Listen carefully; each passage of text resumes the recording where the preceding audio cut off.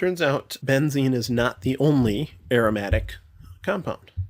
We have some rules for determining whether a system is aromatic or not. But let's start with benzene. Remember, benzene has a cyclic, uninterrupted system of p orbitals, along with a planar geometry with those p orbitals perpendicular to the ring. Okay? And all those p orbitals have to be aligned with each other in order for this type of system to happen. Okay? You can't have one or two going off in different directions. They have to be all aligned with each other for them to be overlapping like this. Originally, it was thought that that was all you need to have an aromatic system, that cyclic structure with the planar conformation to it. But in order for the molecule to be more stable than those isolated double bonds, we can only do that with certain numbers of those pi electrons. Let's demonstrate here. Cyclobutadiene, okay? 4 carbons, 2 double bonds, okay, within that. Cyclobutadiene is much different from benzene. Its bonds are not equivalent. If we look at the structure of this, we see more electron density over the ones labeled as double bonds than the ones as single bonds. Okay? And the length is different. The double bonds are a little shorter, so cyclobutadiene is actually sort of rectangular. We can actually sort of separate pi electron density from just regular sigma electron density in those different rings. So cyclobutadiene is very unstable, very reactive. The opposite of benzene. Benzene is very stable compared to other alkenes, so it's not very reactive. There are only certain reactions that it undergoes, and usually pretty slowly.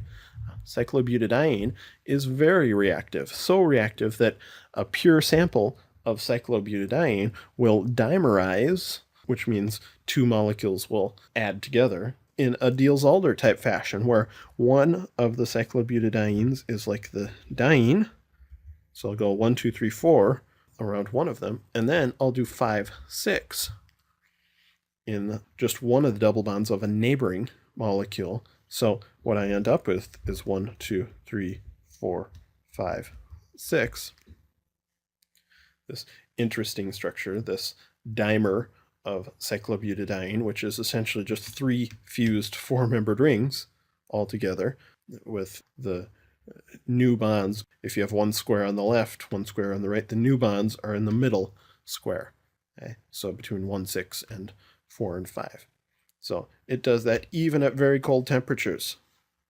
Okay? So it's not like you have to heat it up to do this. Cyclobutadiene really does not exist on its own. It's so reactive. It's so unstable that way. So very different from benzene.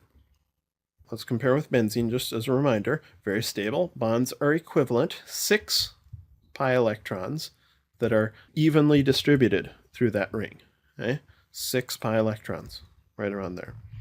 If I go up by 2, right, I was at 4, then 6, then if I go up to 8, if I have cyclooctatetraene, right, where it's an 8-membered ring with 4 double bonds in it, it's also very unstable, so much so that it's not even planar like the other ones. It adopts a tub-type shape, where you can imagine 2 of the carbons going up, then down, down, and then the other 2 going up.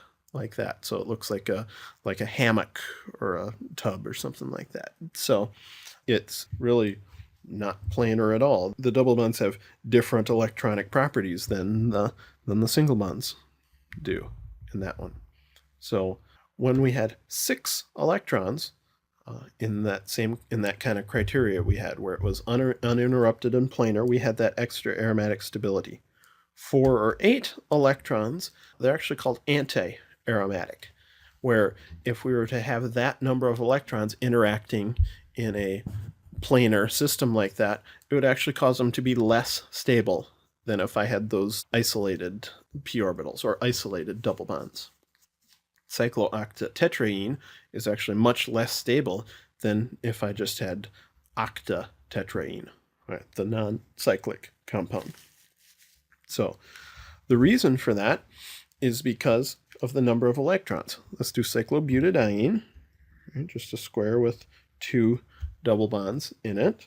Its molecular orbital diagram will have 1 molecular orbital that's low in energy, 2 that are equivalent, that are above it, and then just one more.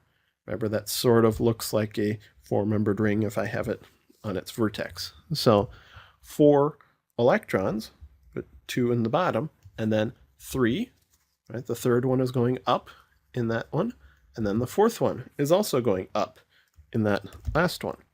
So what I've ended up with here are 2 unpaired electrons, which is actually sort of like radical character.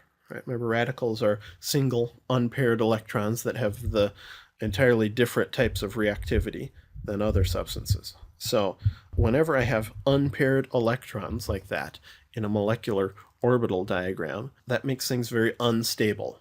Okay?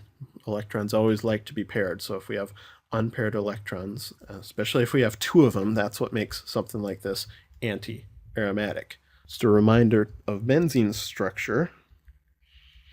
6 p orbitals all in a row, so that means there will be 6 molecular orbitals. 1, then 2, 3, 4, 5, and 6. I'll put those 6 electrons, so 2 on the bottom, 3, there's 1 up, 4, 1 up, 5 is down, and 6 is down. Okay? They're all paired.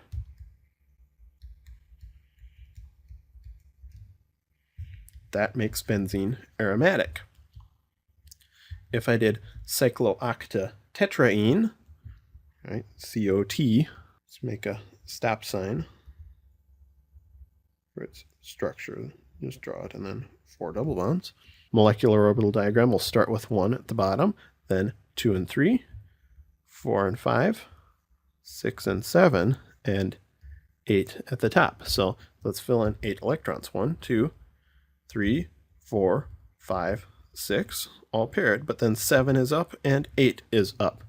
There is our radical character. Again, if I have those 2 radicals, cyclooctatetraene, if it were planar, if we forced it to be planar, it would be anti-aromatic, which is actually bad. It's unstable. That's why cyclooctatetraene adopts that non-planar type structure to avoid this bad interaction. So what we actually end up with are double bonds that act like they are isolated.